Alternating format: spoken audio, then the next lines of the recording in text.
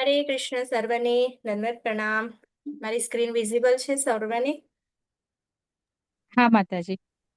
Okay, તો આપણે મંગલાચરણથી start કરીએ, રાધા ગોવિંદના દર્શન કરીએ અને આપણો ક્લાસ આગળ વધારીએ. બરાબર?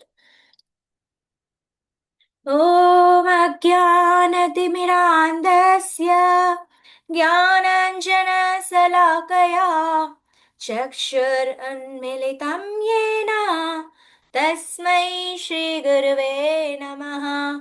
श्रीचैतन्यमनोभीष्टं स्थापितं येन भूतले स्वयं रूपः कदा मह्यं ददाति स्वं पदान्तिकम्.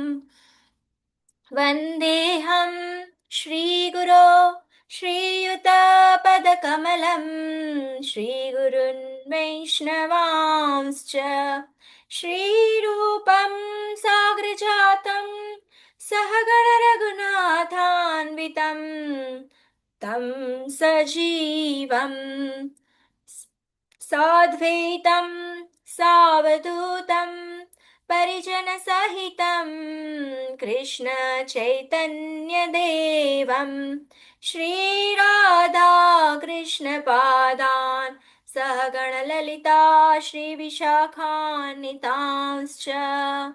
हे कृष्ण करुणा सिन्धो दीनबन्धो जगत्पते गोपेश गोपिकान्त राधाकान्त नमस्तुते.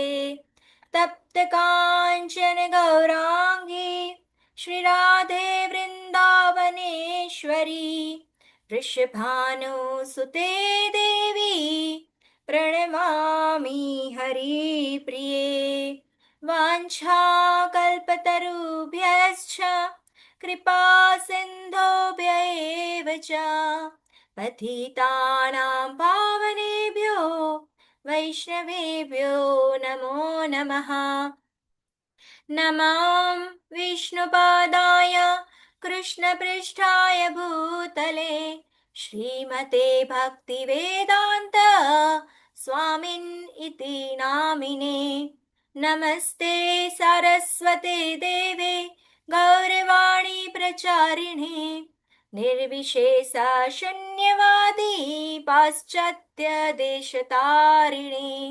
जय श्री कृष्ण चैतन्य प्रभु नित्यानंद श्री अद्वैत गदाधर श्रीवासादि गौर भक्त वृंदा सर्व हरे कृष्ण हरे कृष्ण श्री कृष्ण कृष्ण कृष्ण कृष्ण कृष्ण हरे हरे हरे हरे हरे हरे राम हरे राम राम राम राम राम हरे हरे हरे हरे कृष्ण हरे सर्वं कृष्ण माताजी दंडवत प्रणाम. प्रणाम. हरे कृष्ण माताजी सादर હરે કૃષ્ણ, प्रणाम. સાદર પ્રણામ. તો આજે એમ તો બહુ ઓસ્પિશિયસ દિવસ છે. કયો દિવસ છે આજે?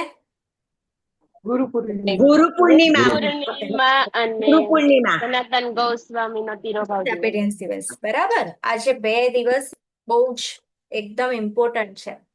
તો મને આ સેવા આજના દિવસે મળી તો હું ખૂબ જ કૃપા પાત્ર છું મારા શિક્ષા ગુરુના અને જે સર્વએ મને આનો લાભ આપ્યો. અને તમે સર્વ વૈષ્ણવોની એટલી કૃપા છે મારી ઉપર કે મને આ સેવા આજે મળી છે.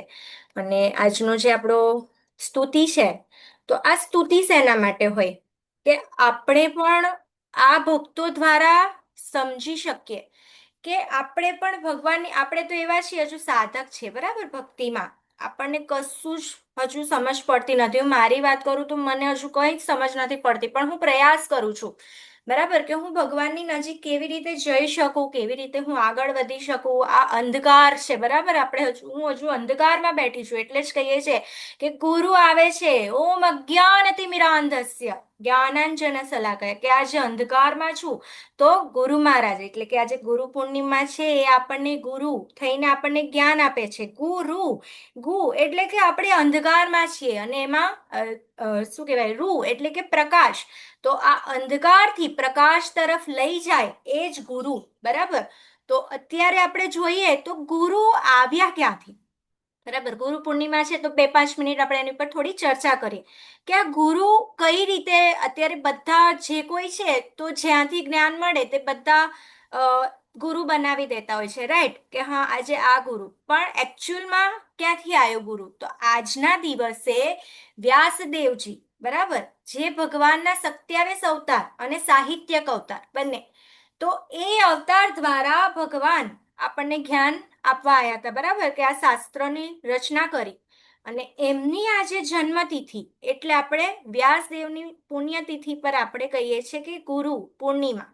બરાબર, ગુરુ પૂર્ણિમા એકચ્યુઅલી આવ્યું ત્યાંથી. તો સર્વ ગુરુ એટલે જે ગુરુ મેઇન છે તો એ કહેવાય છે વ્યાસદેવજી, કે જે આપણને એમના લખેલા શાસ્ત્રો દ્વારા આપણે શું થાય છે, જ્ઞાનથી પ્રકાશિત થઈને આપણે અંધકારમાંથી બહાર આવશું, ને એ અંધકારમાંથી બહાર આવશું તો આપણે આ જીવન, આ જે શરીર મળ્યું છે એનું લક્ષ્ય સમજી શકશું કે આ શરીર મળ્યું શેના માટે છે. બરાબર, આપણે L1 L2 જોઈએ જ છીએ કે આ શરીર શેના માટે મળ્યું છે, તો આપણે ભક્તિ કરવાની છે, બરાબર ને? ભક્તિ સિવાય તો આપણે અહીંયાથી બહાર નીકળવું પોસિબલ નથી. ઘણા બધા ભગવદ્ ગીતામાં આપ્યા છે, કર્મ યોગ, જ્ઞાન યોગ, ભક્તિ યોગ, અને બીજું ચોથું કયું છે? અષ્ટાંગ યોગ, બરાબર, કે જેમાં બધા અષ્ટ જે આપણે યોગા કહીએ છીએ તો એ, બરાબર, એના થ્રુ એવું કહે છે કે ભગવાનની નજીક જઈ શકાય. પણ અષ્ટાંગ યોગ બી વેલિડ છે, પણ શું કળિયુગમાં આપણું આયુષ્ય એટલું છે?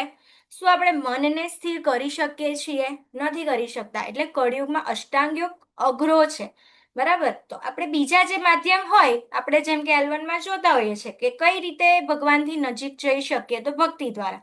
પણ બીજા માર્ગ છે તો એ આપણે દાદરા ચડીને જઈએ ને જે વાર લાગે ને એ છે. અને ભક્તિ યોગ એ આપણે એક લિફ્ટ લઈ લઈએ તો કોણ દાદર હશે ને લિફ્ટ હશે? આપણે તો કેવું આમ નાના 2 માળ 3 માળ રહેતા હોય તો એ આપણે તો લિફ્ટ જ પસંદ કરીએ છીએ. તો બધા શું પસંદ કરે કે આપણે પણ લિફ્ટ લઈને જ ઉપર જઈએ, બરાબર ને? કોઈ એવું પસંદ કરવા માંગશે કે દાદરા ચડીને જઈએ. હા, એ વસ્તુ અલગ છે કે કોઈક એવું વિચારે કે મારે હેલ્થ ઇશ્યુ નહીં આવે, એ વસ્તુ અલગ છે. પણ તમારે ઉતાવળ હશે તો તમે લિફ્ટ પકડશો કે દાદરથી જશો? શું કરશો? લીપ પકડીશું માતાજી. બરાબર ને? આપણે બધા લિફ્ટ પકડવા વાળા જ છીએ. એટલે ભક્તિ યોગ એટલે શું છે? લિફ્ટ પકડવાની છે.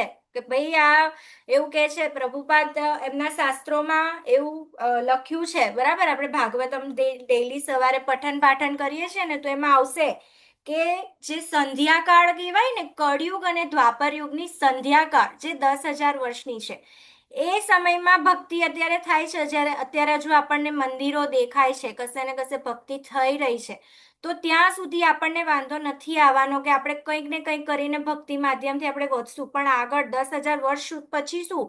એટલે એવું કહે છે કે આ 10,000 વર્ષ મળ્યા છે, આપણને જોવામાં એવું લાગે કે હજુ તો 10,000 વર્ષ છે. પણ વિચારો કે આપણે ભક્તિ નહીં કરી, આપણું મૃત્યુ થઈ ગયું, કઈ ચેતનામાં મૃત્યુ થયું તે તો આપણને ખબર નથી, કઈ યોનિમાં, એટલે કે 4 લાખ યોની ખાલી મનુષ્ય યોની છે, બીજી બધી યોની 80 લાખની યોની છે, એમાં કઈ યોનીમાં આપણે ફસાઈ જશું? હવે માની લો કે તમને વૃક્ષની યોની મળી, તો આપણે જોઈએ છીએ ને કે કેટલા જૂના જૂના વૃક્ષ પણ હજુ હયાત હોય છે, બરાબર ને? જોયા છે ને? તો 200 વર્ષ એવા બી હોય છે.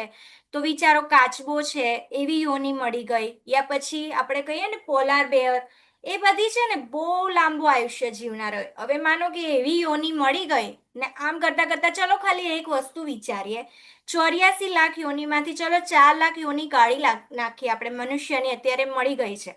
પણ 80 લાખમાંથી જે બધી યોની છે એમાં ફરતા રહીએ, એક યોનીમાં 1 વર્ષ પણ રહીએ તો એનો હિસાબ માંડો, એ 10,000 વર્ષની સામે ક્યાં છે? બરાબર. તો આવું વિચારીને આપણે શું કરવાનું છે? ગુરુની શરણમાં જવાનું છે.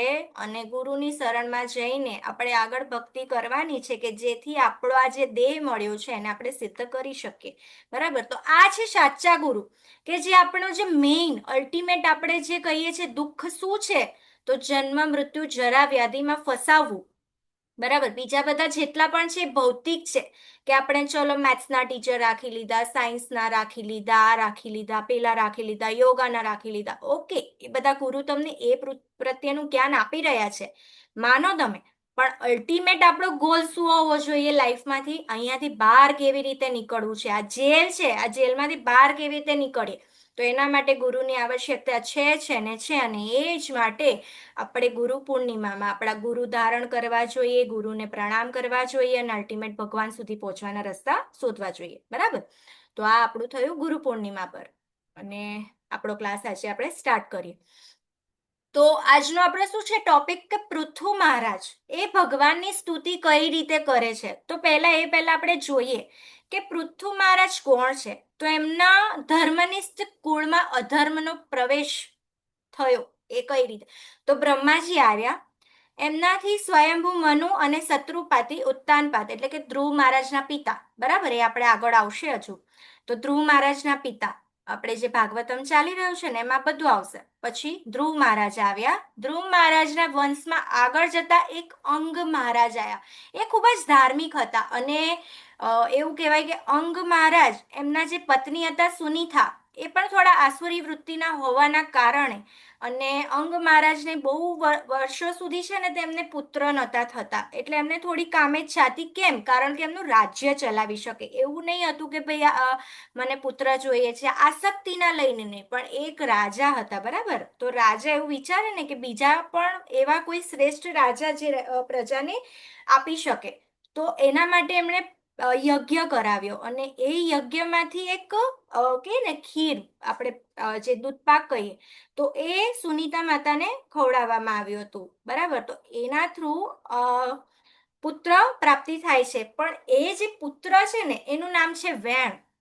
એટલો ક્રૂર, એટલો અહંકારી, એમ માનો કે એટલું બધું ખરાબ રીતે જીવન એમણે બધા યજ્ઞો બી, ઇવન બધું ધાર્મિક કાર્ય બંધ કરાવી દીધા, અને એટલા બધા લૂંટફાટ વધી ગયા એમના રાજ્યમાં, કે જે સારા માણસો હતા ને એ લોકોને એવું લાગ્યું કે આ કેવી રીતે અહીંયા નીકળશું ને કેવી રીતે થશે.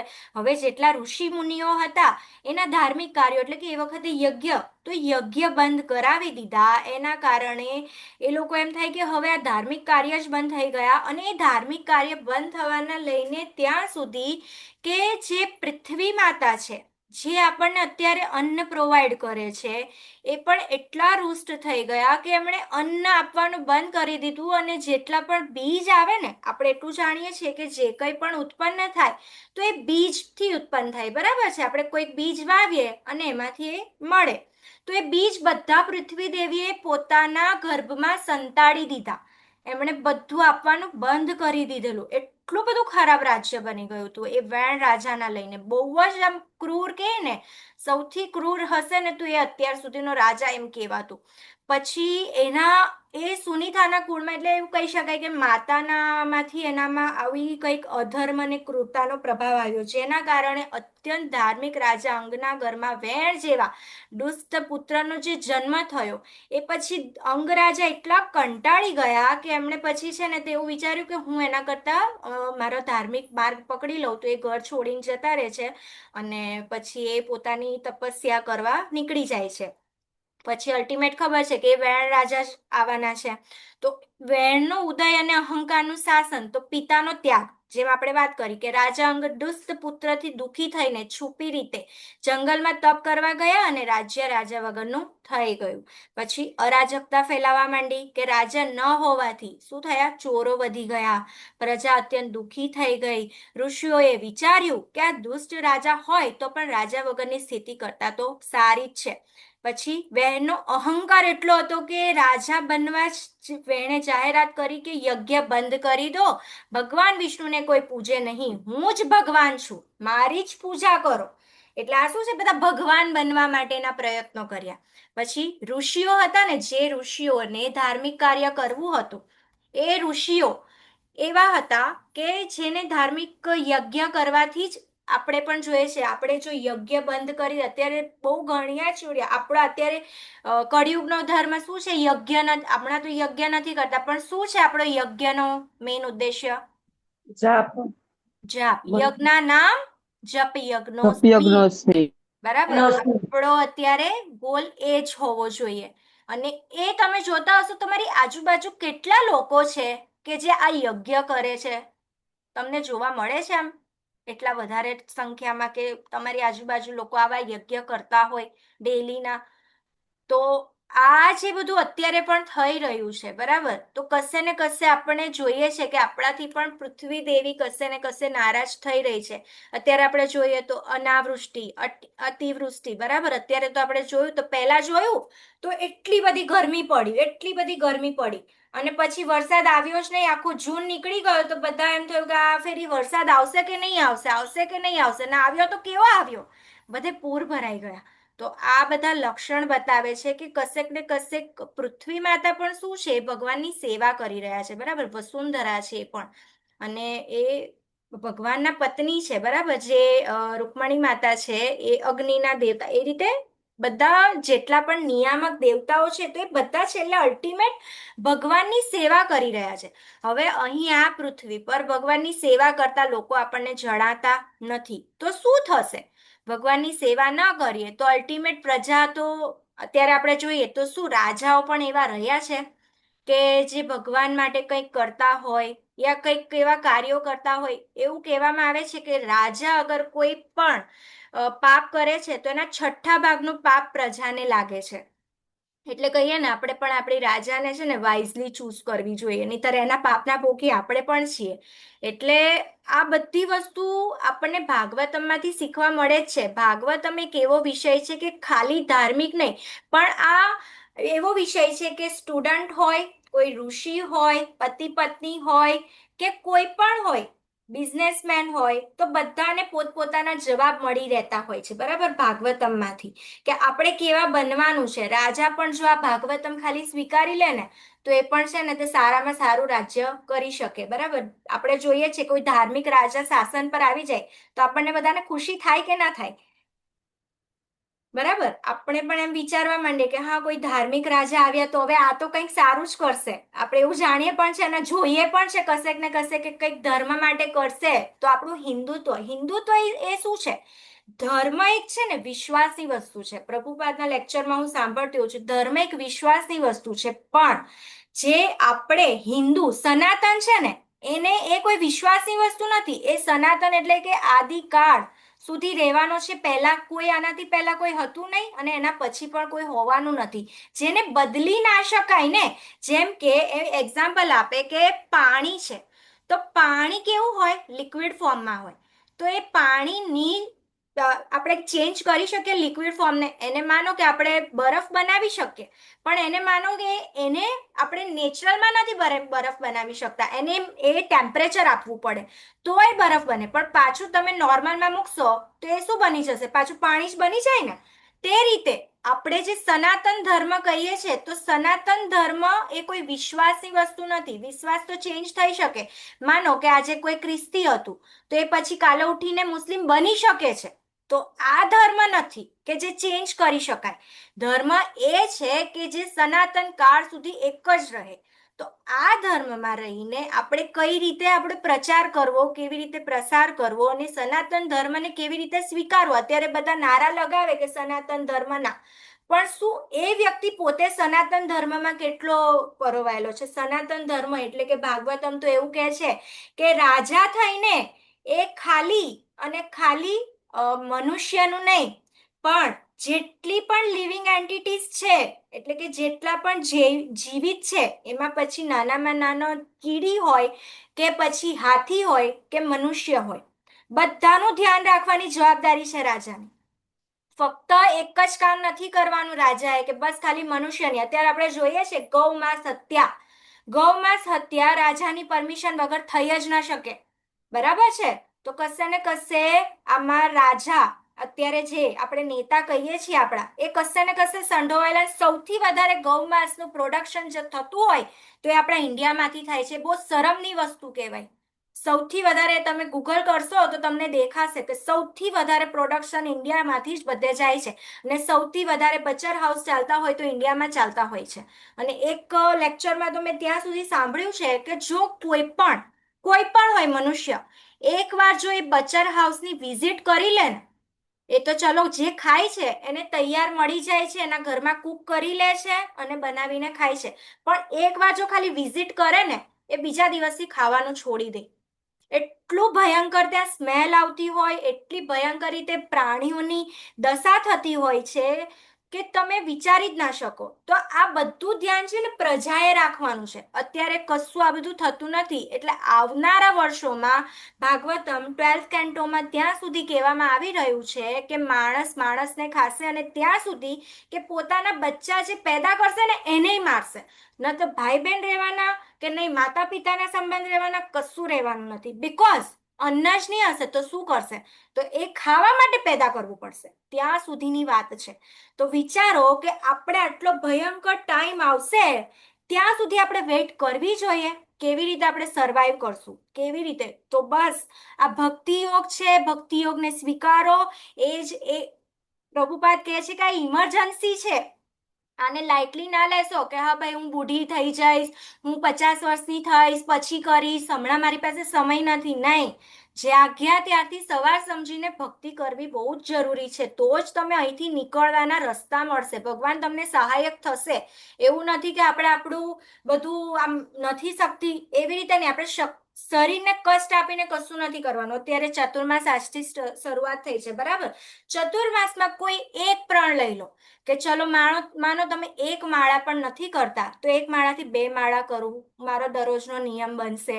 હું પછી આટલા વાગે મંગલા આરતીમાં ઉઠીને હું માળા કરીશ, કે હું આજે અધ્યયન કરીશ. કોઈ પણ એક પ્રાણથી શરૂઆત કરશો, 4 માસ સુધી કોઈ પણ એક ટેવ પાડશો ને તો એ તમારી વધારો થશે, અને ભગવાન તમારી અંદર જે બેઠા છે ચૈત્ય ગુરુ રૂપે એ તમને જાગૃત કરશે ને કરશે.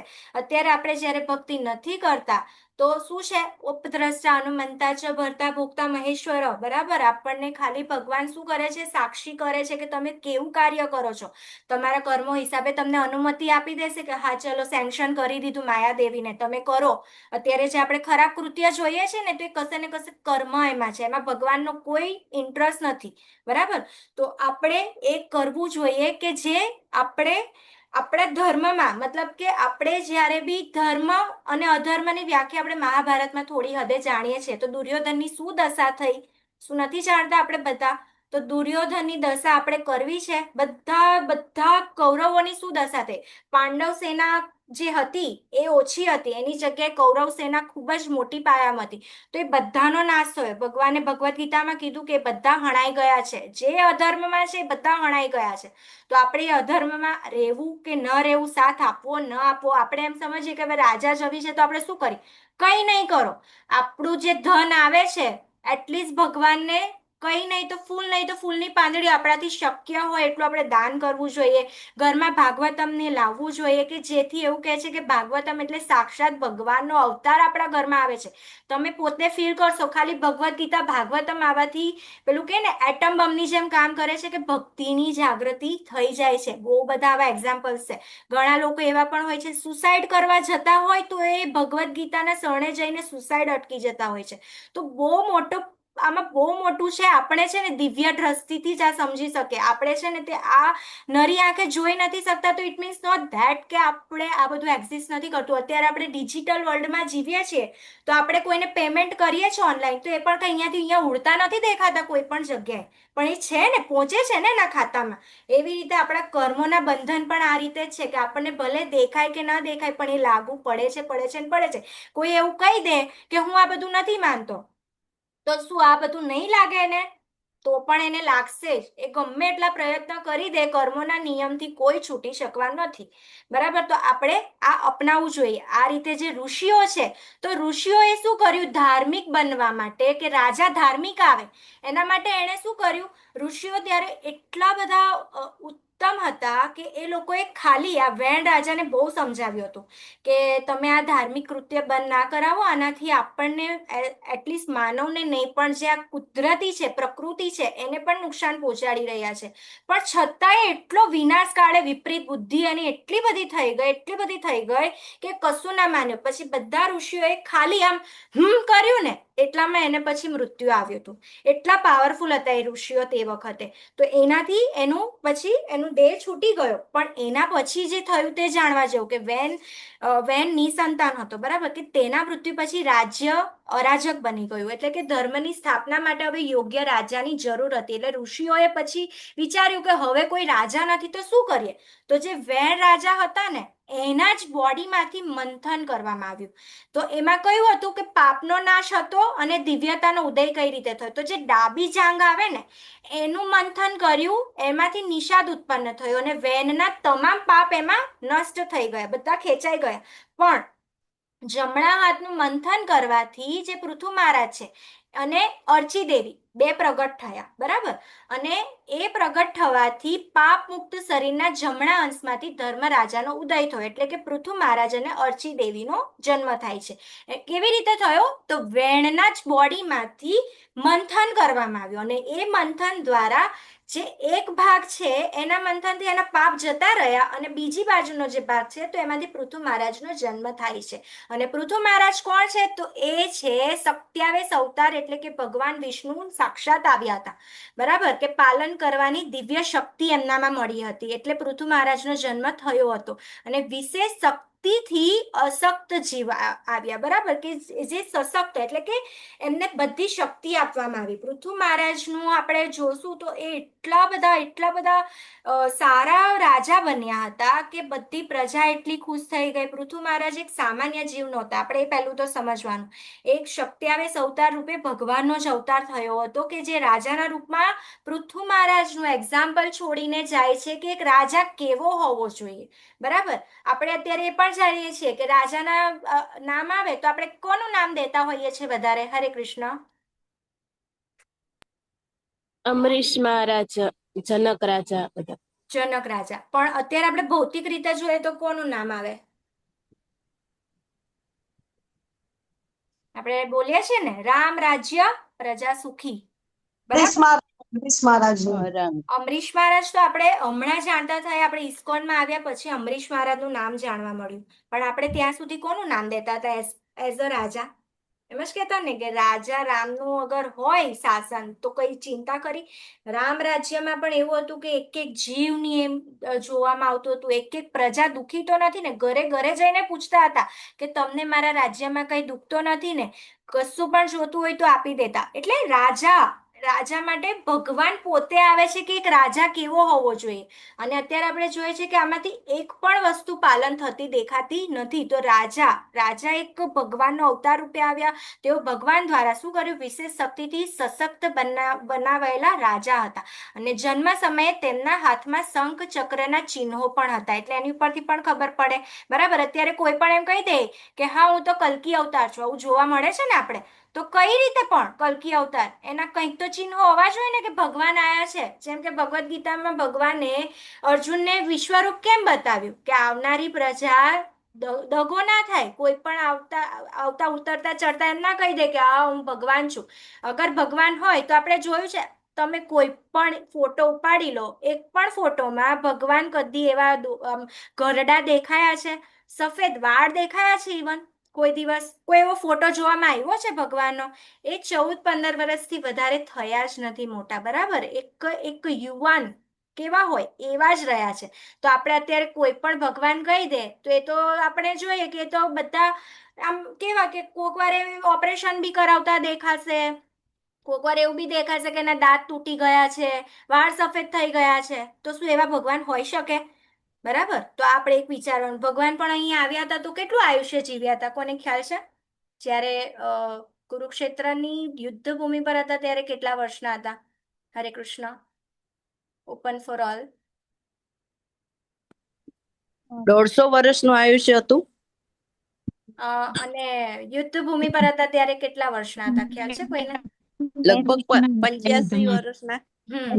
85 થી 90 વર્ષની ઉંમર હતી ભગવાનની. શું લાગે છે 85 થી 90 વર્ષના હોય?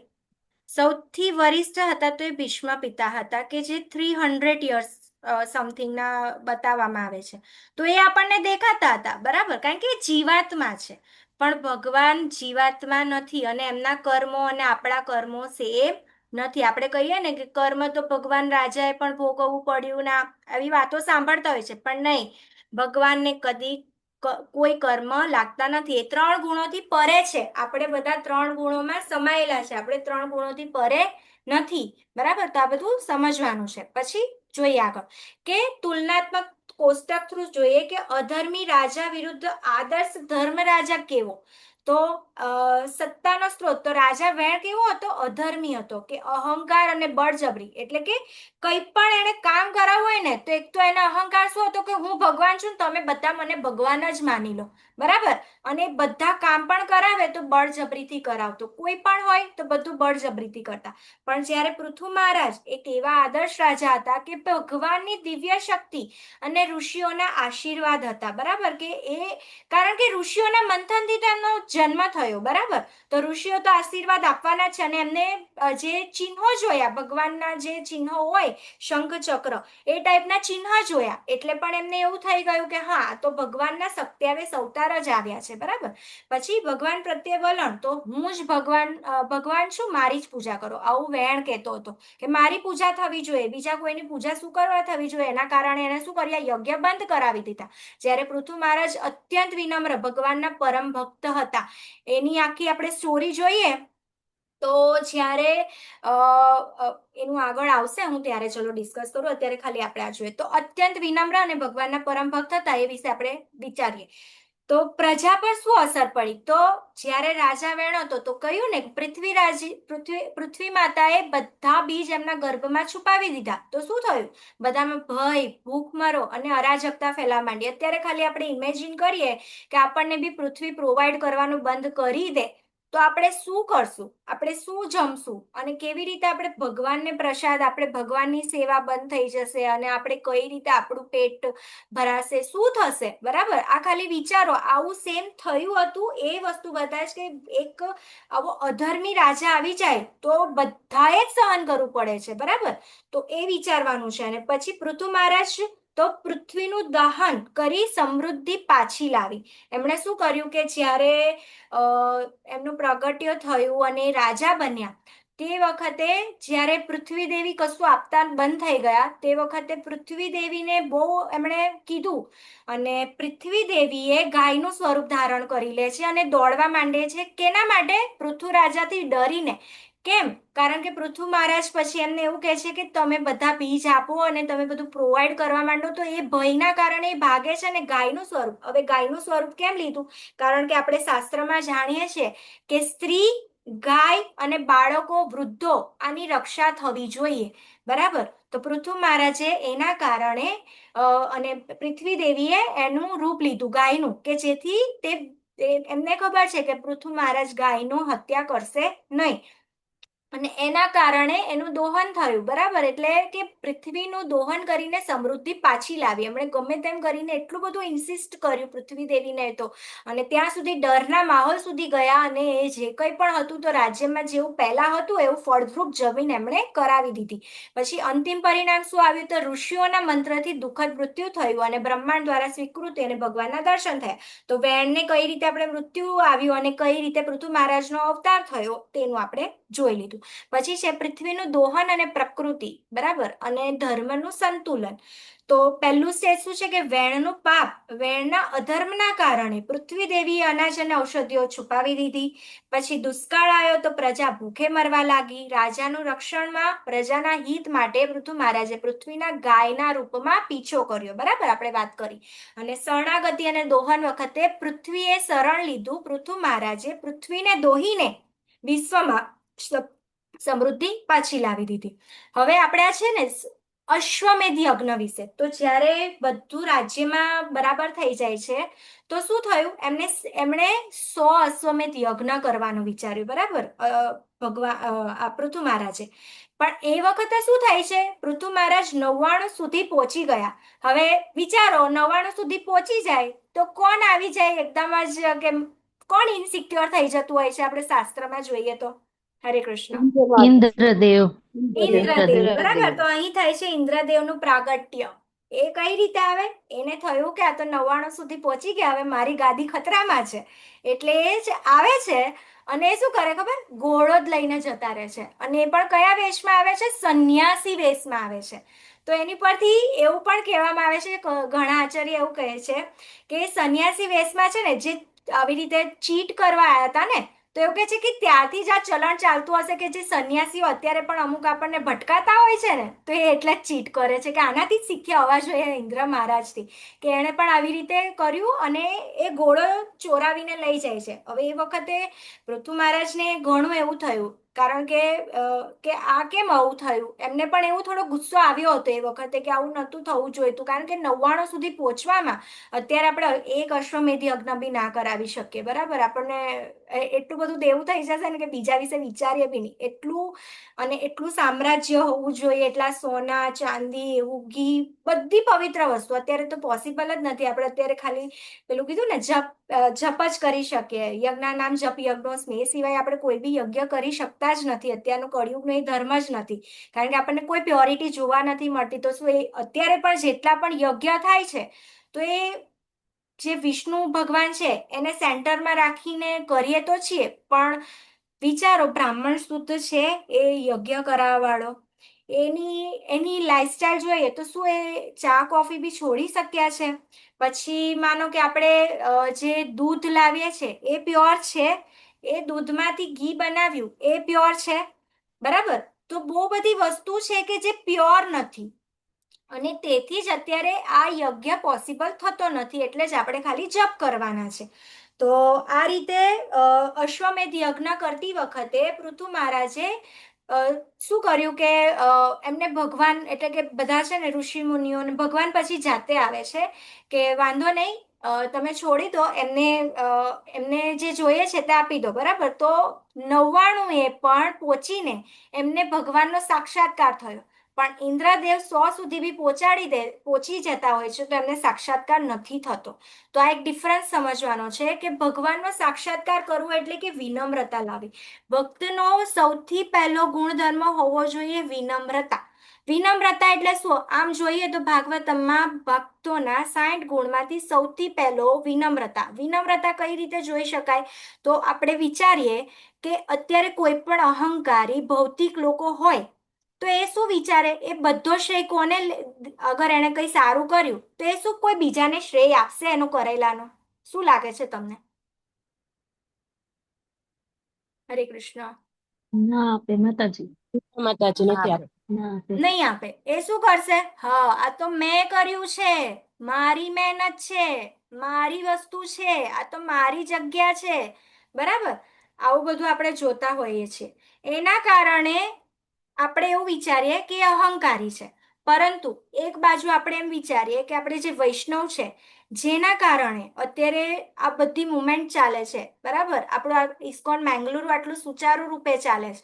તમે એમને એમ કહેશો ને કે પ્રભુજી તમારા કારણે આટલું થયું? નહીં નહીં, मैंने तो कुछ नहीं किया है, એમ જ કહેશે. તમે નામાનિશા પ્રભુને મળો, પછી જીતેન્દ્ર ગોપેશ પ્રભુજીને મળો કે ધર્મેશ્વર કૃષ્ણ પ્રભુને મળો, બધા શું કહેશે? નહીં, આમાં મારો તો કઈ હાથ જ નથી, આ તો તમારા વૈષ્ણવોની કૃપા છે કે જેનાથી આ બધું પોસિબલ થઈ રહ્યું છે, રાધા ગોવિંદની કૃપા છે કે જેનાથી થઈ રહ્યું છે, હું તો ખાલી નિમિત્ત છું. આપણે જોઈએ છે ને ભગવદ્ ગીતામાં, આ ભગવદ્ ગીતા આટલી મોટી આવી કોના કારણે?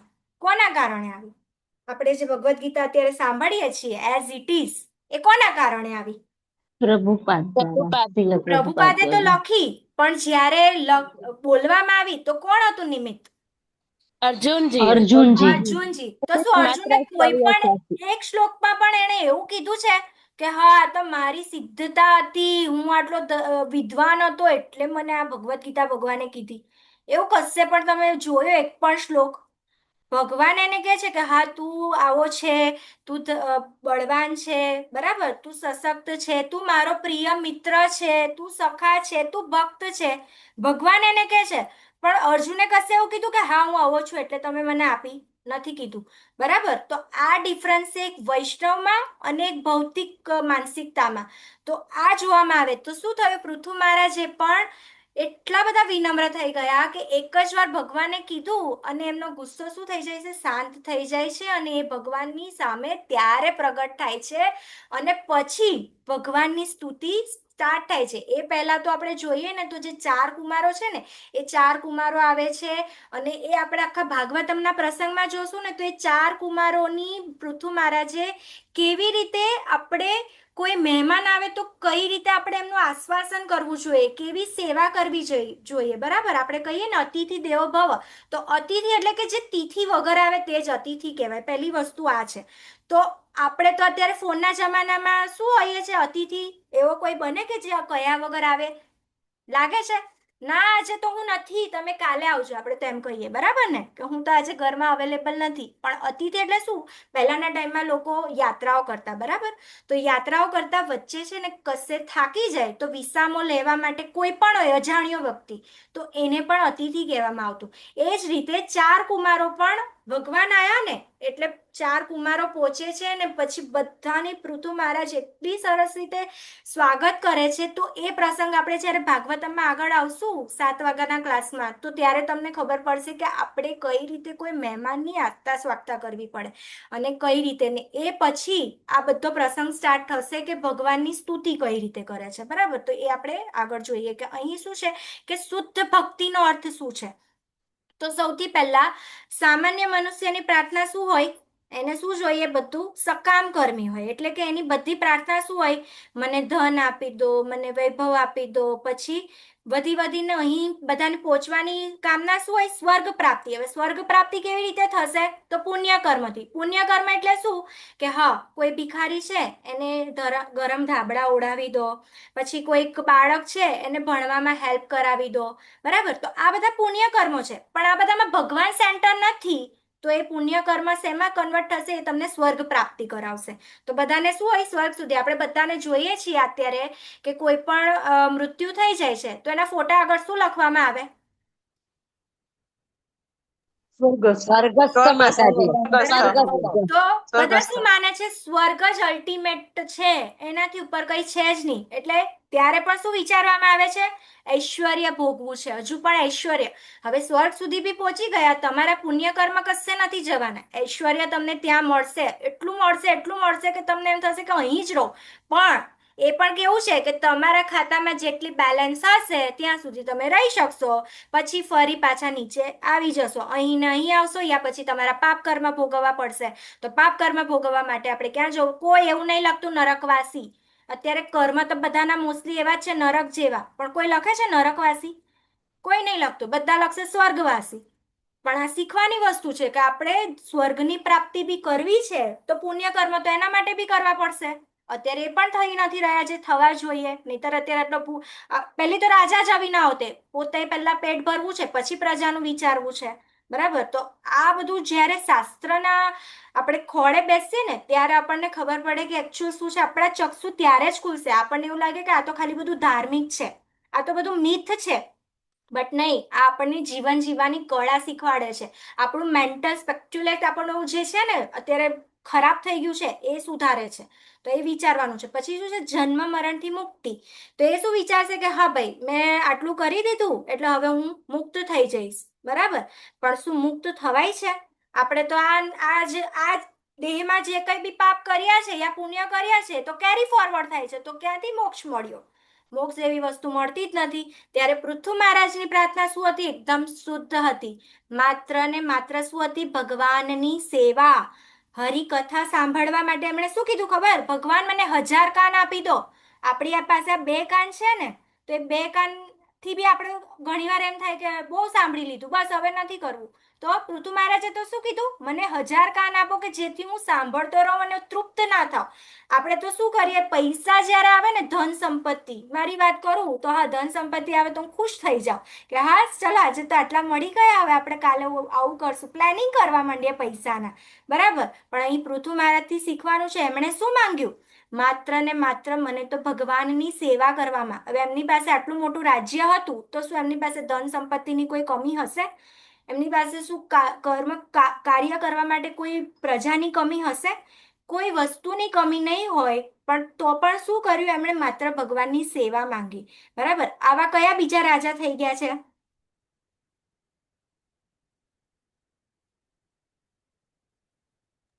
હરે કૃષ્ણ. અમરીશ મહારાજ.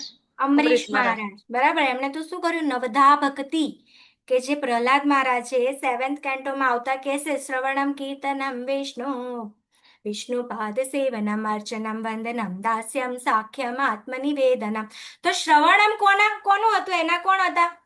જે આપણે કહીએ કે ભક્તિના માર્ગ પર જે કહીએ તો શ્રવણમના અધિષ્ઠાતા પરીક્ષિત મહારાજ. પરીક્ષિત મહારાજ. પછી સેકન્ડ કીર્તનમ સુખદેવ ગોસ્વામી. સુખદેવ ગોસ્વામી. એ તો ખ્યાલ છે ને, પરીક્ષિત મહારાજ અને સુખદેવ ગોસ્વામી બંને. તો પરીક્ષિત મહારાજ સાંભળતા હતા કોનાથી? સુખદેવ ગોસ્વામીથી. તો એમનું કીર્તન હતું. પછી સ્મરણમાં કોણ આવે? પ્રહલાદ મહારાજ. પ્રહલાદ મહારાજ. પ્રહલાદ મહારાજની પ્રહલાદ સ્થિતિ મહારાજ. કેવી હતી? એમના જે પિતા હતા એ જ ક્રૂર હતા. એ જ એમને બધી દુવિધાઓ આપતા હતા. આમ આપણે નરસિંહદેવ મૂવી જોયું તો એના પરથી આપણે જોયું કે કેટલા કષ્ટ આપ્યા, પણ એમણે કદી બી ભગવાનનું નામ છોડ્યું, એટલે એમનું સ્મરણ ચાલુ જ હતું. તો સ્મરણ કોનાથી શીખીએ આપણે પ્રહલાદ મહારાજ. પ્રહલાદ પછી મહારાજ. ચોથું આવશે કોણ? પાદસેવનમ.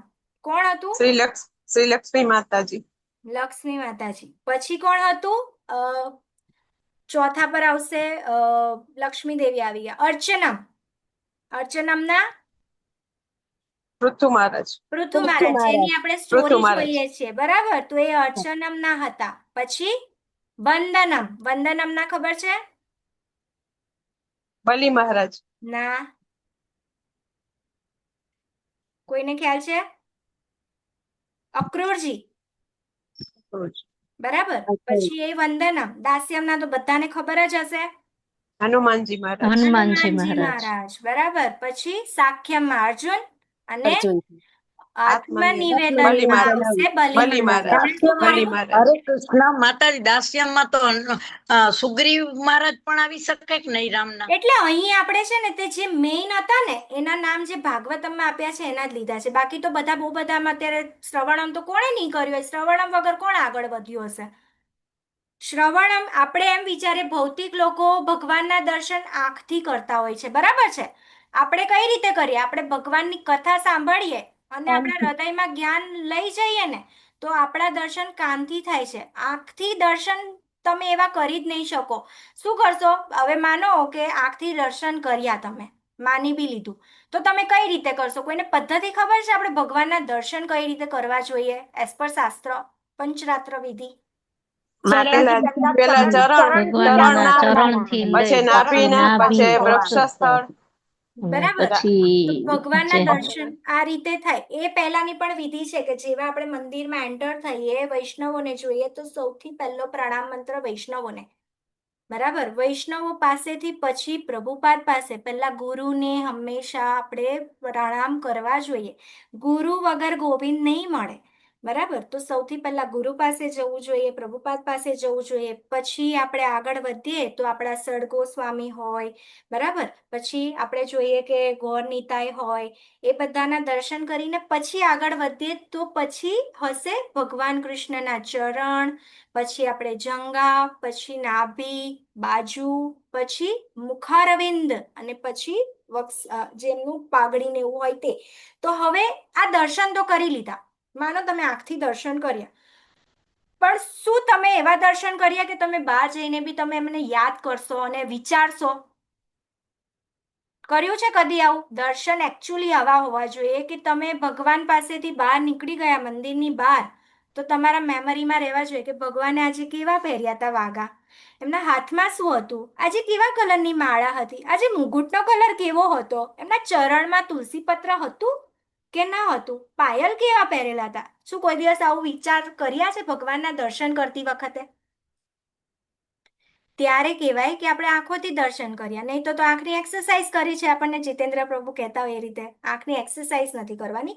સૌથી પહેલા આપણે કાનથી સાંભળશું. હવે માનો કે તમે કોઈ પ્રેમિકા, આપણે નવા યુગલ જોઈએ તો એ લોકો પહેલા શું કરે?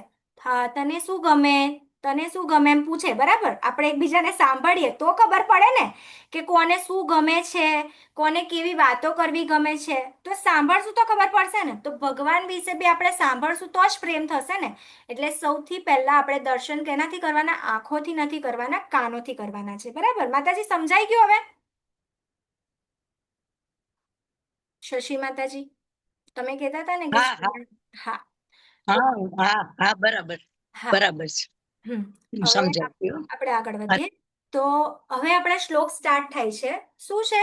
ભૌતિક વરદાન નથી જોઈતું. તો મુખ્ય ભાવ શું હતો ભગવાન પ્રત્યે? કે ભગવાન સામે ઊભા હોય છતાં પૃથુ મહારાજ ધન નથી માંગતા, રાજ્ય નથી માંગતા, સ્વર્ગ નથી માંગતા કે મુક્તિ કઈ નથી માંગતા. આ સેમ વસ્તુ છે ને, કોઈ વાર તમે એવા વ્યક્તિને પૂછો જેને ભક્તિમાં નથી અને એને પૂછો કે તમારી સામે ભગવાન આવે તો તમે શું માંગો, બરાબર? ત્યારે તમને જવાબ મળી જશે કે ભૌતિક આસક્તિ કેટલી છે અને ભગવાન સામે આવ્યા પછી બી એ શું માંગે છે. એવી વસ્તુ કે જે નાશવંત છે, બરાબર? આપણે જોઈએ છે ને કે ભૌતિક વસ્તુ આ જન્મ સુધી તમને રહેશે. ચલો આપણે એક ઉદાહરણ લઈએ. અંબાણી, એનાથી ધનવાન તો હમણાં આપણને કોઈ દેખાતું નથી, મારી નજરમાં અત્યારે કોઈ નથી આવતું. તો અંબાણી માનો કે એનો દેહ છોડી દીધો, બરાબર, અને એનો પુનર્જન્મ થયો અને એને બધું યાદ છે એના જન્મનું આગળનું, અને એના કુટુંબમાં ફરીથી ગયો કે હું તો આ હતો અને મેં આટલી મહેનત કરી હતી અને મારો ધન છે. શું તો પણ કોઈ એનો સ્વીકાર કરશે? શું લાગે છે? નહીં કરશે? કરે. નહીં કરે. નહીં તો કરે. આ બધી નહીં કરે. વસ્તુ તો શું છે, એની એનો ને એનો પુનર્જન્મ થયો એ આખી સ્ટોરી કે છે એ માણસ, કે એને બધું યાદ છે, છતાં કોઈ એને આપવા નથી માંગતું. તો આ બધી અહીંની વસ્તુ કેવી રહી ગઈ? નાશવંત. તમારો દેહ છૂટી ગયો, પતી ગયો, બરાબર? હવે અહીં બીજું છે ઉદાહરણમાં માતા અને બાળક. તો જ્યારે બાળક માતાને માત્ર ચોકલેટ માટે પ્રેમ કરે તો તે સ્વાર્થ છે, પરંતુ માતા માટે શું છે? પ્રેમ કરે તે નિસ્વાર્થ. તો ભક્ત ભગવાનને વરદાન માટે નહીં પણ ભગવાન માટે પ્રેમ કરે છે. સમજ પડી ને આના પરથી? આ છે એક ઉદાહરણ કે મુખ્ય ભાવ શું હોવો જોઈએ આપણને ભગવાનને પ્રેમ કરવા માટે. તો પ્રભુપાદ આમાં શું શિક્ષા આપે કે સાચો ભક્ત જ્યારે બી ભગવાનને સાધન નથી બનાવતો, ભગવાનને જ પોતાનું લક્ષ્ય માને છે, બરાબર? તો આપણે પણ માનો કે કોઈ એવા સિદ્ધ ભક્ત થઈ ગયા ને ભગવાન આવી ગયા આપણી સામે, તો આપણે શું માંગવાનું છે? ત્યારે બોખલાઈ નથી જવાનું. નહીં, મને તો તમે જ જોઈએ. ન ધનમ ન જનમ ન સુંદરીમ કવિતામ વા જગદીશ કામયે મમ જન્મની જન્મનીશ્વરે ભવતાદ ભક્તિર હેતુકી ત્વયે. આ હોવું જોઈએ, બરાબર? ભગવાનની સામે આવીએ ત્યારે. પછી અહીં કીધું ને આપણે મને 1000 કાન આપો. તો મુખ્ય ભાવ શું હતો એમાં પણ પૃથુ મહારાજનો? કે મને 1000 કાનો આપો જેથી હું તમારા નામ, ગુણ અને લીલાઓ સતત સાંભળી શકું. હવે આની પાછળ બી આપણે જોઈએ તો ભગવાનનું સૌથી પહેલા આપણે જ્યારે ભક્તિમાં આગળ વધીએ અને આપણે ભક્તિ રસામૃત સિંધુમાં જોઈએ છીએ કે જેમ રાગાત્મિકા ભક્તિ ને રાગાનુગા ભક્તિ, જ્યારે ભક્તિમાં ઉન્નત થઈએ તો સૌથી પહેલા શુદ્ધ ભક્તિ, શુદ્ધ ભક્ત શું હોય? અન્યાભિલાષિતા શૂન્યમ જ્ઞાન કર્માદનાવૃતમ આનુકૂલ્યેન કૃષ્ણાનો શીલનમ ભક્તિરુત્તમા. બરાબર? શું જોઈએ? કોઈ જ અભિલાષા નથી. મને ફક્ત ને ફક્ત ભગવાન જ જોઈએ છે, બરાબર? જે ભગવાનને અનુકૂળ હોય તે મને આપો. તો એ રીતે અહીંયા નામ, રૂપ, ગુણ, લીલા, જ્યારે પણ ભગવાનમાં આપણી રુચિ વધે તો સૌથી પહેલા નામ પ્રગટ થાય. નામ એટલે કેવું કે આપણે જોઈએ છે અત્યારે આપણે નામ લઈએ છીએ તો એ નામ અપરાધ હોય છે. નામ લેવાના 3 સ્તર હોય: નામ અપરાધ, બરાબર, નામાભાસ અને શુદ્ધ નામ. 3 કેટેગરી હોય છે. તો જે નામ અપરાધ છે કે આપણે શું કરીએ? નામ પણ લઈએ છીએ અને આપણું મન સતત કશે ને કશે ભૌતિક ચિંતામાં કે કંઈક ને કંઈક વિચારમાં કે આજે તો મેં ગેસ પર આ મૂક્યું, હું ભૂલી ગઈ છું, અને આજે તો મારે આ બનાવવાનું છે, મારા છોકરાને આપવાનું છે, મારે આજે આ લઈ જવાનું છે. માળા કરતા આવા વિચારો આવતા હોય છે. ઘણી વાર તો આપણને ખબર જ નથી હોતી કે આપણે શું વિચાર કરીએ છીએ. એટલું ખબર હોય કે ભગવાનમાં તો મન નથી. એક માળા કરીએ પછી આમ ઘરેક વિચારીએ ને તો થાય કે હા, મારું મન સ્થિર તો નહીં હતું, બરાબર? તો એ છે બધા નામ અપરાધ. એટલે જ આપણે કહીએ છીએ માળા કરતા પહેલા સુમેરુ મંત્ર પર શ્રી કૃષ્ણ ચૈતન્ય પ્રભુ નિત્યાનંદ શ્રી અદ્વૈત ગદાધર શ્રીવાસાદિ ગૌર ભક્ત વૃંદ, બરાબર? આ બોલવાથી આપણા જે અપરાધ હોય તે આપણને લાગતા નથી અને ભગવાન શ્રી જે ચૈતન્ય મહાપ્રભુ છે એમના પાર્ષદો છે ઘણા એટલે આપણી પર એટલી કૃપા કરી છે કે આપણને અપરાધ લાગતા નથી, પણ આપણા અપરાધવાળા નામ હોય છે તેના કારણે આપણે આ શું કરીએ છીએ, સફર કરીએ છીએ કશે ને કશે. તો સૌથી પહેલા શુદ્ધ ભક્તિમાં નામ પ્રગટ થશે, પછી ભગવાનનું રૂપ પ્રગટ થશે, પછી ભગવાનના ગુણ દેખાશે, અને છેલ્લે ભગવાનની લીલાઓનું દર્શન થતું હોય છે કે જે ગોલોક વૃંદાવન ધામમાં ચાલતું હોય છે તે. બરાબર. તો આ રીતે સાંભળવાની એમની પૃચ્છા હતી, અને એના કારણે શું કીધું એમને, મને 1000 કાન આપી દો. અને એમાં ઉદાહરણ જોઈએ તો સંગીત પ્રેમી, કે જે વ્યક્તિને સંગીત ગમે તે વારંવાર તે જ ગીતને સાંભળ્યા કરે પણ કંટાળો નથી આવતો. તો ભક્ત માટે શું હોય, ભગવાનની હરિકથા એથી પણ વધુ મધુર અને નિત્ય નૂતન સમાન લાગે છે. બરાબર. આપણે જોઈએ કે જે હરિકથાનો સહારો લે ને એને એવું જ થાય કે બસ હું હવે ખાલી આ જ સાંભળે રાખું, મારે કોઈ ભૌતિક વસ્તુ સાંભળવી જ નથી. આપણે જોઈએ છીએ અહીંયા તો કેટલા લોકોના ઘરમાં ટીવી બંધ થઈ ગયું હશે, સિરિયલ્સ જોવાની આદત હશે તો એ બંધ થઈ ગઈ હશે, ને ફક્ત ને ફક્ત ભગવાનનું સાંભળવામાં રુચિ હશે. છે એવા કોઈ વિરલાઓ? સીમા માતાજી કહે છે કે હા મારા ઘરે ટીવી બંધ થઈ ગયું છે.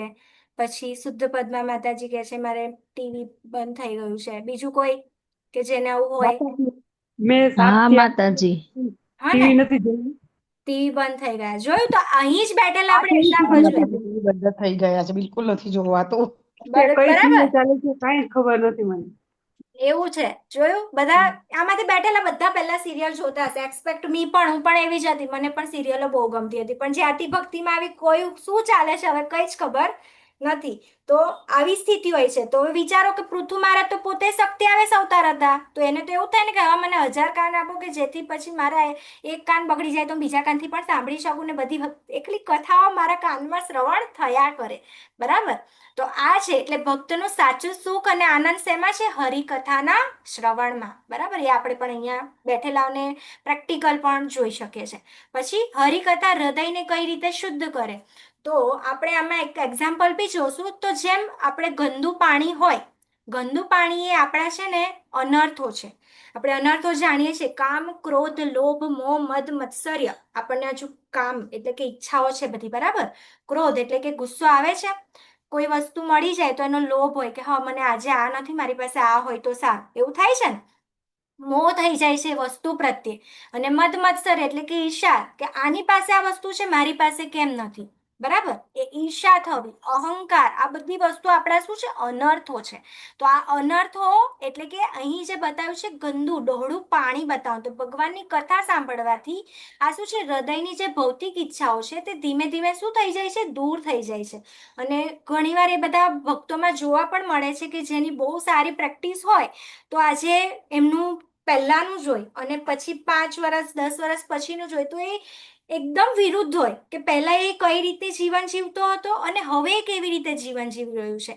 તો આ રીતે આપણને અહીંથી પણ જાણવા મળે છે કે જે રીતે હરિનામ જતું રહેશે, જેમ કે કોઈ પણ ગ્લાસમાં ગંદુ ડહોળું પાણી ભર્યું હોય અને આપણે એને સાફ ચોખ્ખું પાણી કઈ રીતે કરી શકાય, તો એની ઉપર આપણે ચોખ્ખું પાણી નાખતા રહીએ તો એક ટાઈમ પછી ડહોળું પાણી સાફ થઈ જશે. તે રીતે આપણા હૃદયના કલ્મશો છે કે જે અનર્થો છે એને કાઢવા માટેનો શું છે ઉપચાર? હરે કૃષ્ણ કૃષ્ણ કૃષ્ણ હરે કૃષ્ણ હરે, કૃષ્ણ હરે હરે રામ રામ રામ રામ રામ હરે હરે હરે. હરે. આનું સતત આપણું શું હોવું જોઈએ? ભગવાને ભગવદ ગીતામાં શું કીધું છે? સતતમ કીર્તયંતો મામ. બરાબર. તો આ રીતે આપણે સતત ભગવાનનું નામમાં, એમની કથામાં પરોવાયેલા રહેશું. અને શ્રીમદ ભાગવતમ તો એક પણ દિવસ નિત્યમ ભાગવત સેવયા, એનું શ્રવણ પઠન પાઠન ડેઈલી થવાથી જ્ઞાન અને વૈરાગ્ય. હવે વૈરાગ્ય એટલે એવું નથી, આપણે યુક્ત વૈરાગ્યની વાત કરીએ છીએ કે જે કઈ વસ્તુ છે એમાં આપણે સેન્ટરમાં ભગવાનને મૂકી દેવાનો છે. તૃપ્તિ માતાજી, તમારો હેન્ડ રેઇઝ છે, કંઈક એડ કરવું છે? ના માતાજી, ઓકે. ભૂલમાં થઈ ગયું. ઓકે વાંધો નહીં. હરે કૃષ્ણ. તો આ જ રીતે આપણે શું કરવાનું છે, આપણે યુક્ત વૈરાગ્યની વાત છે કે આપણે જે ક્રિયા કરીએ છીએ એ બધી ક્રિયામાં ફક્ત ભગવાન સેન્ટર બનાવી દઈએ. જેમ કે આપણે રસોડામાં અત્યારે આજે રસોઈ બનાવતા હોઈએ, બરાબર, માતાઓ હોય અને પ્રભુજી હોય તો એ લોકો બહારના જોબ કરવી હોય કે બિઝનેસ કરવાનો હોય, તો આ બધામાં ભગવાનને સેન્ટરમાં મૂકવાના. આપણે પ્રસાદ બનાવીએ તો કોના માટે? સૌથી પહેલા મારા ભગવાન ભૂખ્યા છે, ભાવ એવો આવવો જોઈએ, મારા ભગવાનને ભોગ લગાવવાનો છે. પછી પછી હું લઈશ. તો બસ આને કહેવાય યુક્ત વૈરાગ્ય. આપણે વૈરાગ્ય એવો નથી વાત કરતા બસ ચલો ઘરો છોડ બધું ઘર-બાર બધું છોડીને હિમાલયમાં જતા રહેવાનું. આપણે આવો વૈરાગ્યની અહીં વાત કરતા નથી. એટલે આ વૈરાગ્ય કેવી રીતે આવશે? નિત્યમ ભાગવત સેવયા, કે ભાગવતમના શરણે જવાથી આપણે 2 પુત્રોનો જન્મ થાય છે, જ્ઞાન અને વૈરાગ્ય. આ બંને ક્રમશઃ ક્યારે આવશે? જ્યારે આપણે અટેન્ટિવ લિસન કરશું, અટેન્ટિવ સાંભળશું. સાંભળવાની બી કેવી ક્રિયા હોવી જોઈએ? સાંભળવું. હવે અત્યારે તમે સાંભળી લીધું, પછી એની ઉપર મનનમ કરવાનું કે મેં શું સાંભળ્યું આજે, બરાબર. હવે એ મનનમ પછી શું આવે? નિધિ વ્યાસસમ. તો એ ત્રીજી પદ્ધતિ શું છે કે હવે આમાંથી મારી લાઈફમાં મારે શું ઉતારવાનું છે, હું ક્યારથી આની ઉપર અપ્લાય કરીશ. તો આ રીતનું શ્રવણમ. પછી શ્રવણમ કર્યા પછી તમારી લાઈફમાં કોઈ ચેન્જીસ ના આવે તો આને નિત્યમ ભાગવત સેવૈયા કહેવાશે નહીં. નિત્યમ ભાગવત સેવૈયાથી આપણા લાઈફમાં થોડા થોડા ચેન્જીસ આવવા જોઈએ, બરાબર. પ્રજલ્પા હોત કે પ્રજલ્પા એટલે કે શું કે આપણે જે બધી નકામી વાતો કરીએ, આપણે માનો કે કોઈ પડોશીને ત્યાં જઈએ અને આપણે હરિનામની વાત ના કરીએ તો એ પ્રજલ્પા છે, બરાબર. તો એમાંથી બહાર આવીને આપણે હરિ વિશે વાતો કરવી જોઈએ. આ રીતે આપણે કઈ રીતે ભગવાનને સેન્ટરમાં લાવવા, તો આપણી લાઈફમાં ધીમે ધીમે જે આપણા અનર્થો છે એને દૂર કરી શકાશે, બરાબર. તો સ્ફટિક જેવું શુદ્ધ પાણી, શુદ્ધ હૃદય કેવી રીતે? કે જેમ સતત વહેતા શુદ્ધ પાણીને ગંદકી ધોવાઈ જાય તેમ હરિકથા મનને સંપૂર્ણપણે શુદ્ધ કરે છે. એટલે પ્રભુપાદ બી આમાં એ જ શિક્ષા આપે છે કે ભક્તિનું સૌથી મુખ્ય અને પ્રભાવશાળી સાધન તો શું છે? શ્રવણમ. સૌથી પહેલા ભક્તિની શરૂઆત શ્રવણમથી જ થશે. આખું ખબર છે કોઈને? શ્રવણમ વાળું આખું યાદ છે? આમ તો હું એકવાર બોલી ગઈ, પણ છતાં જો કોઈને યાદ હોય તો બોલી શકો. શ્રવણમ કીર્તનમ વાળું. ચલો કઈ નહીં, આપણે આગળ વધીએ. ભક્ત માતાજી ફરી પાછું એક વખત બોલી જાવ ને, કારણ કે આખું ખબર છે, 3જા નંબરનું ભૂલાઈ પાદ ગયું છે. સેવનમ એટલે કે લક્ષ્મીજી જે હા. ચરણોની કરે છે ને, એવું હોય તો આપણે મુકાવી દેશું. શુદ્ધ પદ્મા માતાજી એકવાર ગ્રુપમાં આપણે મુકાવી દેશું, બરાબર. એટલે બધા હા માતા. આપણે શ્લોક લર્ન કરવો હોય તો, કારણ કે એ જ આપણી શરૂઆતનું પગથિયું કે ને, તો એ થ્રુ એમાંથી કોઈ એક પણ આપણે કરશું ને, એકથી બી ખાલી શ્રવણામ કરશું ને, તો એનાથી પણ આપણો ઉદ્ધાર થઈ જશે. અમરીશ મહારાજે 99થી ભક્તિ કરી છે, બરાબર. પણ આપણે કોઈ એક પણ સ્વીકારી લઈએ તો આ દેહનો ઉદ્ધાર છે. પછી શું છે? ભક્તના સંગનું મહત્વ, બરાબર. તો એમાં શું છે? મુખ્ય ભાવ કે હરિકથા ખાસ કરીને શુદ્ધ ભક્તોના મુખેથી અને તેમના સંગમાં જ સાંભળવી જોઈએ. તો આમાં શું કહેવાય છે કે અત્યારે ભાગવતમ સપ્તાહ ચાલતી હોય છે, આપણે બધા જાણીએ છીએ કે કેટલી જગ્યાએ ભાગવત સપ્તાહ, પણ એ લોકોમાં જ ભક્તિ ના હોય તો આપણને કઈ રીતે આપશે? હવે જ્યારે પણ ભાગવતમ લોકો બોલતા હોય ને, તો વ્યાસપીઠ પર બેસીને બહુ મોટી સંખ્યામાં પૈસા લેતા હોય છે, બરાબર. ધન લગાવે છે અને ધન પોતાની ઇન્દ્રિય તૃપ્તિ માટે એકઠું કરે છે લોકો પાસે કથા કહેવાનું. તો આને ભાગવત ધર્મ કહેવામાં આવતો નથી. અને બરાબર, અને આને છે ને કૈતવ ધર્મ કહી શકાય, કે ધર્મ, અર્થ, કામ અને મોક્ષ. અને આના થ્રુ શું થશે કે જે પણ પૈસા લેવામાં આવશે અને એનાથી કથા કહેવામાં આવશે ને, તો એનાથી આપણું હૃદય શુદ્ધ નહીં થાય, નહીં થાય, નહીં થાય. કારણ કે એ જે વક્તા છે એનામાં જ એવી ભક્તિ નથી. પેલું કહે ને કે આપણી પાસે 1000 રૂપિયા નથી તો આપણે કેવી રીતે કોઈને 500 રૂપિયા પણ આપી શકવાના છીએ, બરાબર. એવી વાત છે કે એ વ્યક્તિમાં જ અગર કોઈ ભક્તિ નથી તો એ બીજાને કઈ રીતે આપી શકે. અને આના માટે આપણને બહુ સ્ટ્રિક્ટલી એક વસ્તુ પણ કહેવામાં આવેલી છે કે જેમ દૂધમાં સર્પ હોય, એ અગર બોટી દે, બરાબર, તો એ આપણને આપણા શરીરમાં શું કરે? આપણને કંઈ પણ ખરાબ મતલબ કે ને કે કંઈ પણ પ્રોબ્લેમ આવી શકે જેનાથી મૃત્યુ પણ થઈ શકતું હોય છે. ઝેર કરી દે. ઝેર કરે, બરાબર. તે જ રીતે ભાગવત કથા પણ જો આવાથી સાંભળવામાં આવે તો એ આપણી ચેતનાને ખરાબ કરશે અને એ છે ને મૃત્યુ સમાન છે. તો આપણે એ વિચારવાનું છે કે આપણે કોનાથી સાંભળવાનું? તો સૌથી પહેલા જે વક્તા હોય તે ગુરુ પરંપરામાં છે, બરાબર, એ જોવાનું. અને એના ગુરુ જે કંઈ બી પરંપરા બતાવે તો એ શું કૃષ્ણ સુધી જાય છે, ભગવાન કૃષ્ણ સુધી જતી છે? આપણી જે 4 ઓથેન્ટિક પરંપરા છે એમાંથી જ્ઞાન લીધું છે? આ બધું ટટોલવું જોઈએ. પછી જ આપણે પેલા ઘણીવાર છે ને, તે ઘણાને શું આદત હોય, જ્યાં પણ સપ્તાહ ચાલતા હોય બધે જઈને બેસી જતા હોય છે. પણ એવું નહીં હોવું જોઈએ. પહેલા જાણવું જોઈએ કે આ આપણે સાંભળવું જોઈએ, આ આપણા હૃદયની શુદ્ધિ કરશે. તો આવો ભાવ હોવો જોઈએ, બરાબર. અહીં એક ઉદાહરણ શું આપ્યું છે કે જીપીએસ વગર અજાણ્યા રસ્તે ભટકી જઈએ છીએ, પરંતુ યોગ્ય માર્ગદર્શક ન હોય તો સહેલાઈથી લક્ષ્ય સુધી પહોંચી ના શકાય, બરાબર. તો ભક્તો આપણા આધ્યાત્મિક માર્ગદર્શક છે, બરાબર. ભાગવતમ જે પણ છે તો આપણે જોઈએ છીએ કે કોઈ પણ સ્ટડી કરવું હોય આપણે ચલો ચોપડા તો લઈ આવીએ, કોઈ પણ યુનિવર્સિટીના ચોપડા આપણે લઈ આવ્યા, પણ શું એ ગુરુ વગર જ્ઞાન આવશે? તે જ રીતે આપણે ભગવદ્ ગીતા ભાગવતમ કેમ ક્લાસ ચલાવીએ છીએ કે જેથી તમે સમજી શકો, કોઈ સમજાવશે તો સમજશે, પણ એ કોણ હોવા જોઈએ? 4 ઓથેન્ટિક પરંપરામાંથી જ હોવા જોઈએ. એટલે શું છે, ભગવાન સુધી પહોંચવાનો સૌથી સુરક્ષિત માર્ગ શું છે? ભક્તોનો સંગ. ભક્તોનો સંગ જ આ કળિયુગમાં ટકાય. તમે એમ વિચારો કે હું એકલા ભક્તિ કરી દઈશ તો એ પોસિબલ થશે નહીં. પછી અને મને મુક્તિ પણ નથી જોઈતી, બરાબર. અહીં એની વાત છે. તો શું છે મુખ્ય ભાવ? પૃથુ મહારાજનો સ્પષ્ટ કહે છે કે જો મુક્તિમાં હરિકથા અને તમારી સેવા ન હોય તો એવી મુક્તિ પણ મને સ્વીકાર્ય નથી. આપણે જેમ કીધું તેમ ન ધનમના જનમના સુંદરીમ કવિતામ વા જગદીશ કામયે મમ જન્મનીશ્વરે ભવતાત ભક્તિ રહે તુકી થયે, બરાબર. તો એ રીતે પૃથુ મહારાજ પણ એવું જ કહે છે કે મને મુક્તિ પણ સ્વીકાર્ય નથી કે જો મને તમારું કથાનું શ્રવણ કરવામાં ના આવે, બરાબર. તો આપણે એવી મુક્તિની માંગ, મતલબ આપણી ઈચ્છા એવી હોવી જોઈએ કે હું જ્યાં પણ જાઉં તમારી કથા થવી જોઈએ. તો આના માધ્યમમાં એક આપણે એક્ઝામ્પલ જોઈએ, આપણે હનુમાનજી જ્યારે રામ ભગવાન જતા હતા, બરાબર. તો હનુમાનજી સાઈડ પર જ બેઠા હતા કે મારે નથી આવવું, એમ કે તમારા ધામમાં પછી એમ કે તમારી કથા મળશે. તો એમણે શું કીધું? ના, હું તો અહીં પૃથ્વી પર જ રહીશ, જ્યાં પણ તમારી કથા ચાલશે ત્યાં હું બેસી જઈશ, મને તમારી કથા જોઈએ. તો આ એક મોટું એક્ઝામ્પલ એમનાથી આપણે જોવા મળે છે કે જ્યાં કથા થતી હોય ત્યાં જ આ પૃથુ મહારાજે પણ એમની એ જ રીતની માંગણી છે કે મુક્તિ મને જોતી નથી.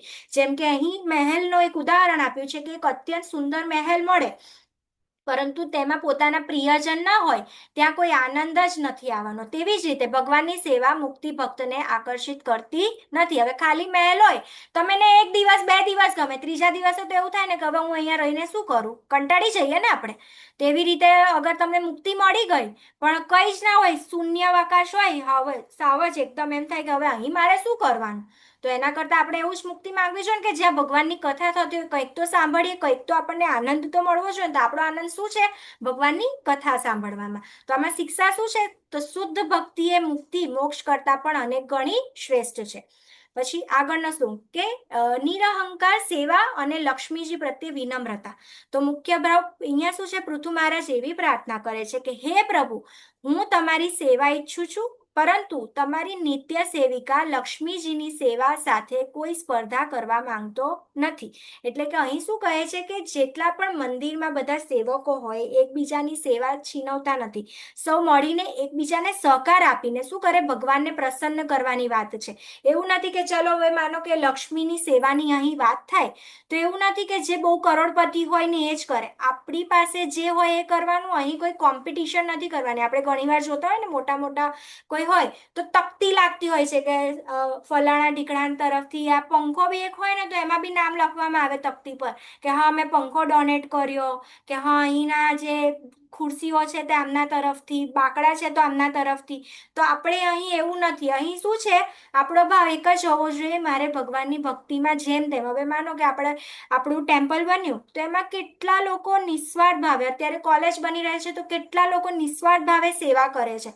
એના માટે એવી આશા નથી કરતા કે મારું એ તકતી પર નામ આવે એટલે હું સેવા કરું છું, કે કોઈ કોમ્પિટિશન કરવા નથી કરતા કે આજે આણે 5,000 કર્યા તો હું 10,000 કરું, બરાબર. આવો ભાવ રાખીને કોઈ અહીં સેવા કરવાનો હોતો નથી. પણ ખાલી એક જ અને એક જ સેવાનો માધ્યમ એક જ હોય કે હું કઈ રીતે ભગવાનને ખુશ કરી શકું. એટલે કે સાચા ભક્તના હૃદયમાં અન્ય ભક્તો પ્રત્યે ક્યારેય અહંકાર કે સ્પર્ધાની ભાવના હોતી નથી, બરાબર. અહીંથી આપણે એ શીખવાનું છે. પછી આગળના શ્લોકમાં શું છે? તો કે પ્રેમથી જીતાતા ભક્ત વત્સલ ભગવાન.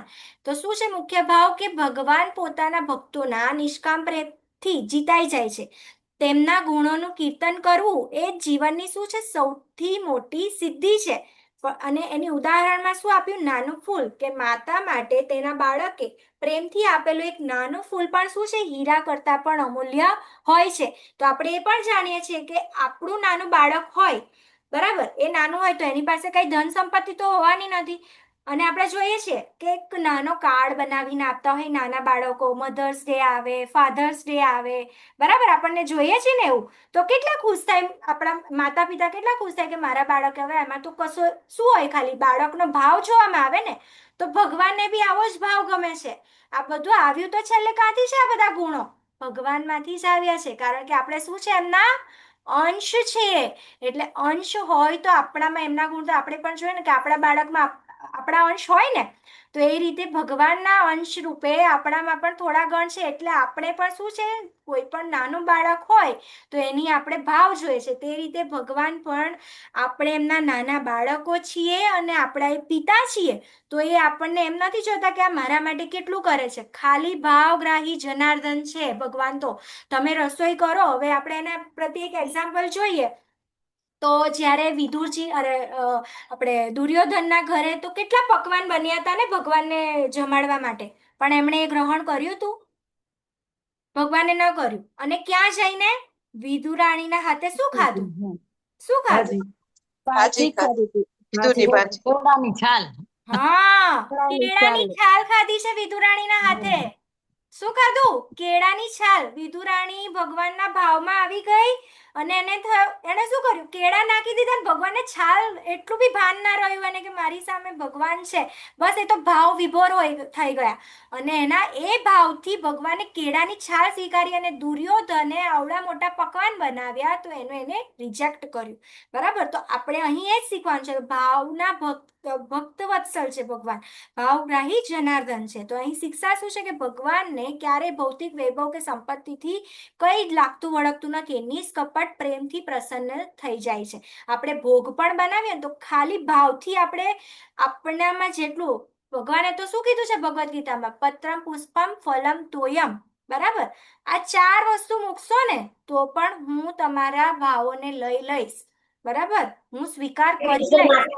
કહેવત છે ને કે ભગવાન તો ભાવના ભૂખા છે. બરાબર, ભગવાનને નહીં જોઈતા તમારા કરોડો રૂપિયા.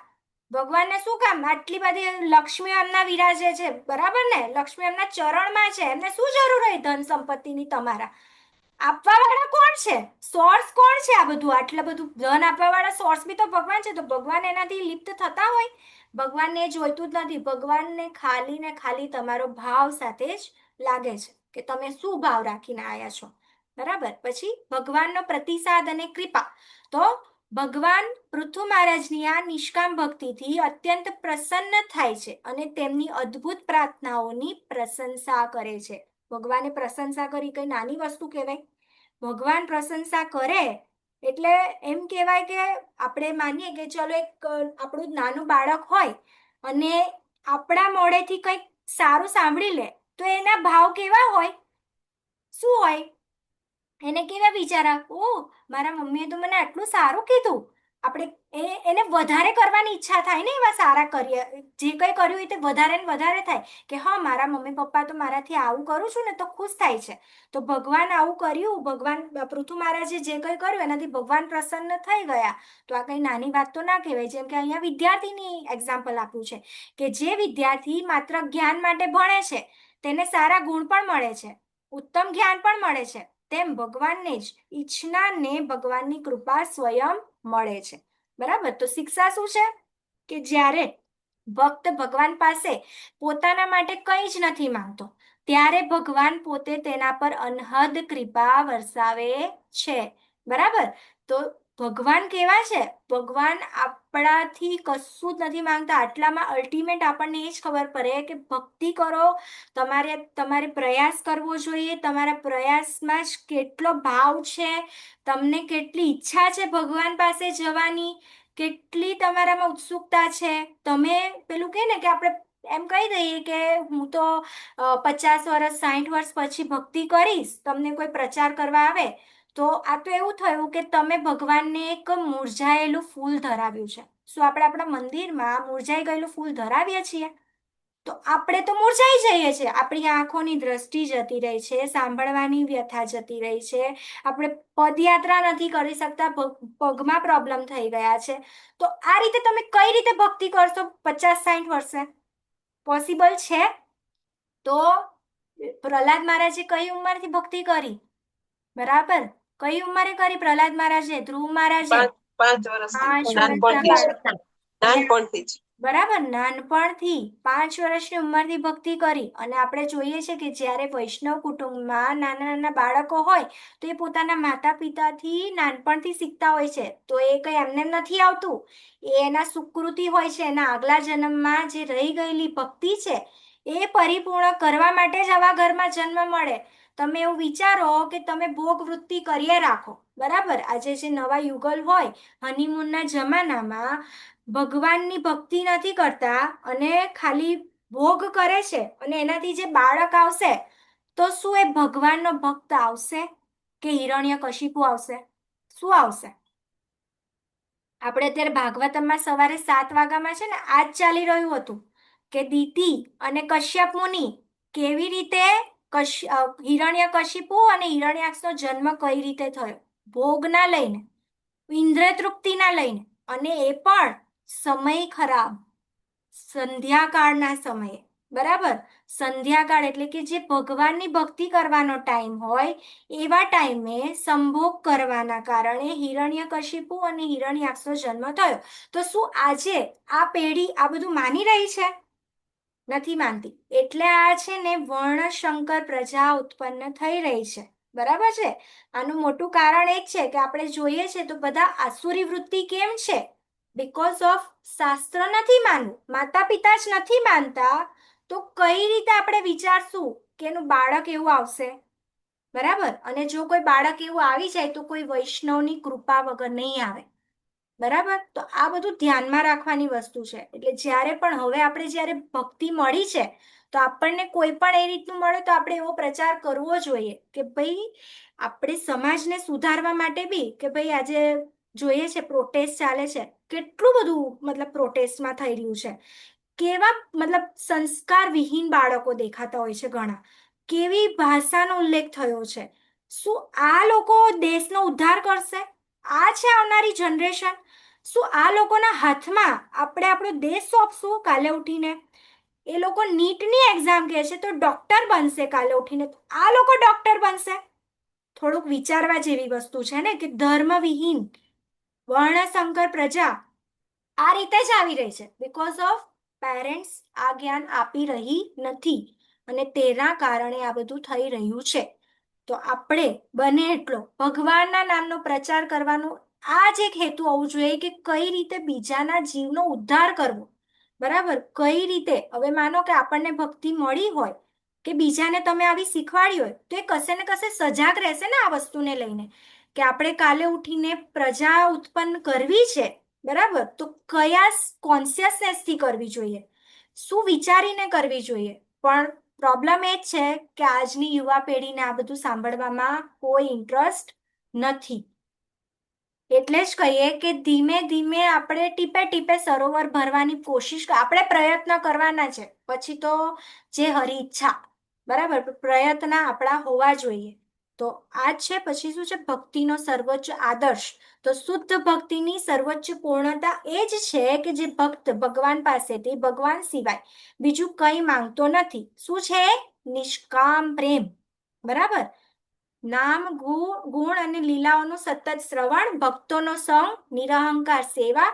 તો આ છે પૃથુ મહારાજનું જીવન, અને એ શું સાબિત કરે છે કે સત્તા અહંકાર માં વેણ નથી, પરંતુ ભગવાનના ચરણોની દાસાનુદાસ સેવામાં છે.